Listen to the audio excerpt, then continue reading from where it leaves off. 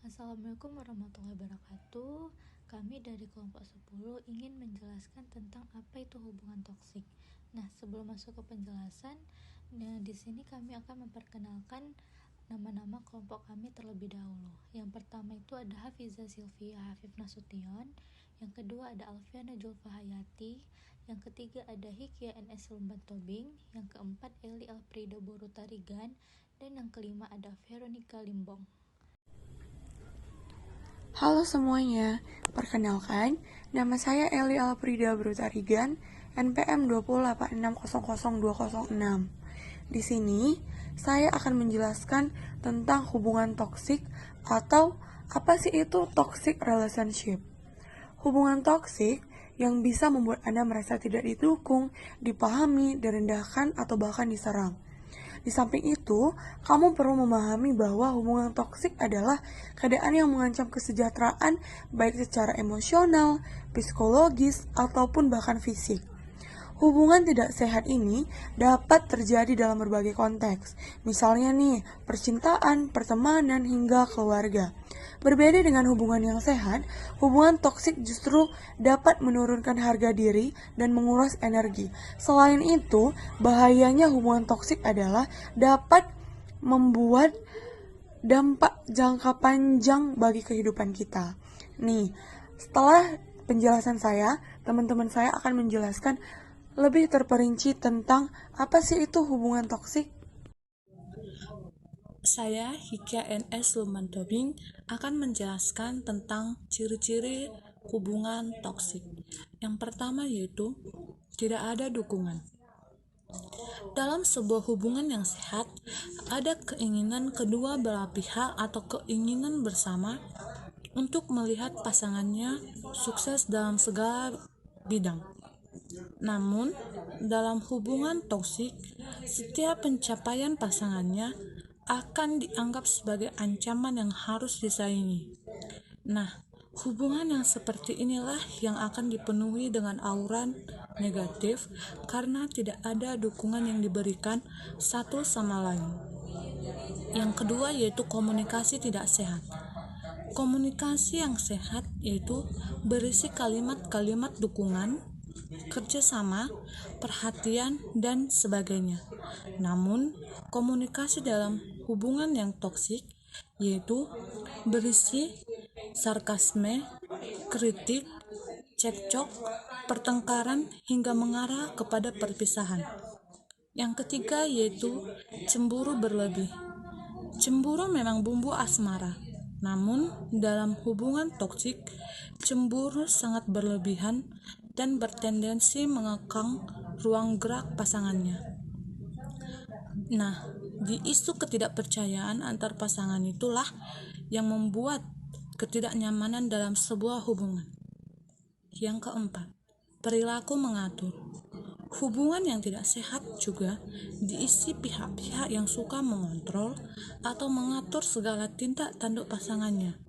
Perilaku mengatur ini sering sekali salah diterjemahkan sebagai bentuk perhatian, padahal bukan.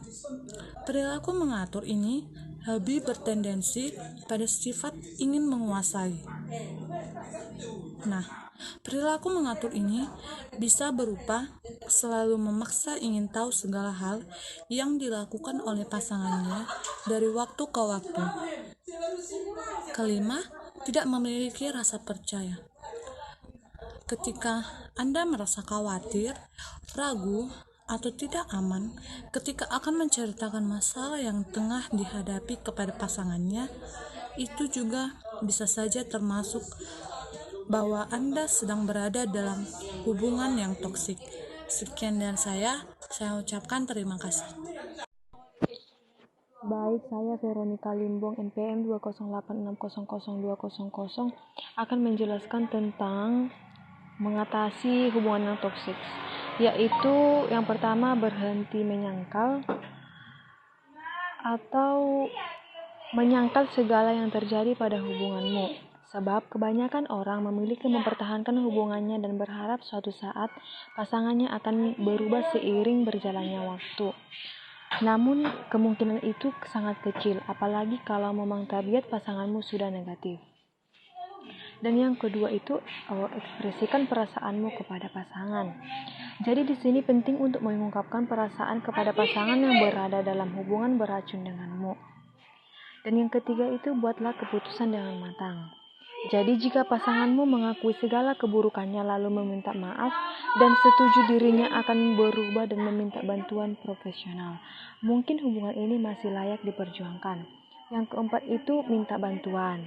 Jadi sebagian besar orang sering kembali ke hubungan yang beracun. Kadang-kadang mereka sudah terlanjur nyaman dengan kondisi tersebut. Jadi mereka tidak mengenal pesona lain kecuali diri mereka yang hancur. Dan yang kelima itu atasi perasaan bersalah yang kamu rasakan. Jika pada akhirnya kamu memutuskan untuk mengakhiri hubungan toksik, kamu mungkin akan merasa bersalah karena berbagai alasan. Misalnya seperti terlalu lama dalam hubungan, kamu jadi menyakiti orang lain, atau merasa bahwa cukup bodoh untuk bisa bertahan dengan pasangan yang toksik.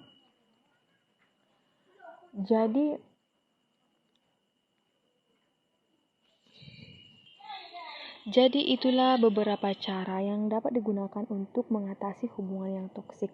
Demikian, terima kasih. Baiklah teman-teman, di sini ada beberapa ciri-ciri teman yang toksik. Nah, yang pertama itu memiliki motif terselubung. Nah, maksudnya ini teman yang toksik biasanya itu tidak segan memanfaatkan kesempatan untuk mendapatkan apa yang diinginkannya.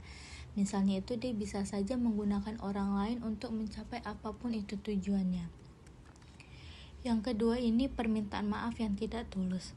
Nah, pernahkah kita mengharapkan permintaan maaf dari seseorang dan akhirnya malah kita yang meminta maaf? Jadi ini merupakan salah satu red flag klasik dalam hubungan persahabatan. Katakanlah teman kita ini membatalkan rencana makan siang yang kita adakan beberapa hari yang lalu. Jadi ketika kita mengkonfrontasi dia tentang hal itu, dia akan bercerita panjang lebar tentang bagaimana dia bertengkar hebat dengan seseorang dan mengungkit masa lalunya. Nah, kita ingin berada di sana untuknya, hanya saja dia selalu membuat kita merasa bersalah. Jadi taktik seperti ini di mana dia mengubah dirinya yang menjadi korban adalah tanda bahwa teman kita itu toksik. Yang ketiga ini selalu tentang dirinya. Misalnya teman yang toksik ini akan selalu melihat segala fokus hanya ada dirinya tanpa memperdulikan orang lain. Misalnya ini saat bertemu, teman yang toksik tidak akan menanyakan apapun tentang kehidupan yang sedang kita jalani saat ini dan lebih banyak bercerita tentang dirinya sendiri. Seperti itulah teman yang toksik. Yang keempat, mengambil lebih banyak dari yang diberikan. Misalnya teman kita setuju untuk datang ke sebuah pertunjukan drama, tetapi kemudian dia menghabiskan seluruh waktunya untuk mengeluh tentang banyak hal, padahal seharusnya menikmati tontonan. Jadi pada dasarnya dia tidak takut untuk memberitahu kita betapa menyedihkan peristiwa yang mengerikan yang dia alami, meskipun mudah untuk menganggapnya sebagai orang yang rewel. Jika dia secara teratur membuat segala sesuatu tentang dirinya yang memaksa memenuhi kebutuhannya di atas kebutuhan kita sendiri, maka dia dapat dikatakan teman yang toksik. Lalu yang kelima ini suka dan sering menggosip. Sedikit banyaknya gosip tidak pernah menyakiti siapapun, tetapi ada perbedaan antara obrolan yang tidak berbahaya dan sesuatu yang lebih jahat. Meskipun menarik untuk menggosip, namun jika kita memiliki teman yang sangat suka dan sering melakukannya, ini bisa dikategorikan sebagai seseorang yang toksik. Apalagi bila gosip yang dilontarkannya sangat jahat dan menyakitkan. Baiklah teman-teman, mungkin ini saja beberapa ciri-ciri teman yang toksik yang bisa saya sampaikan. Terima kasih. Pembahasan selanjutnya akan dijelaskan oleh teman saya. Perkenalkan, nama saya Alfiana Julfahayati. Nah, di sini saya akan ngebahas bagaimana sih cara mengatasi teman yang toksik gitu. Yang pertama, tetapkan batasan. Berteman dan berinteraksi dengannya boleh saja. Namun, jika sudah merasa kesulitan menghadapi hal negatif yang dibawa orang tersebut, sebaiknya kita membatasi interaksi dengannya sesering mungkin. Yang kedua, bicara langsung. Banyak di antara kita yang ketika menghadapi teman yang toksik mengambil cara-cara yang dramatis, contohnya saling sindir di sosial media, Cara-cara ini bukan hanya tak elegan, tetapi menyedot energi kita juga. Yang ketiga, jangan membalas sikapnya terhadapmu. Salah satu cara yang bisa kamu lakukan adalah meminimalisir interaksi dengannya untuk menghindari hal-hal yang tak diinginkan terjadi. Jangan sampai kita ikut emosi saat menghadapi teman yang toksik. Nah, yang keempat, berani katakan tidak. Ada kalanya mereka menghalalkan segala cara agar kamu mau menuruti keinginannya. Mereka tidak bisa menerima kata tidak dari mulut orang lain. Tetaplah pada pendirianmu. Yang kelima, menjauh darinya. Jika kamu ragu untuk langsung menjauh darinya, coba untuk memberi ruang memikirkan kembali apa langkah selanjutnya dalam mengatasi hal ini. Nah, itulah beberapa cara mengatasi teman yang toksik. Pada akhirnya, menghadapi teman toksik memang bukan perkara sepele. Mental kita harus kuat agar tak terpengaruh energi negatif darinya. Strategi yang kita lakukan juga harus tepat, supaya tak melulu terjebak dalam pertemanan yang toksik ini. Sekian dari saya, terima kasih.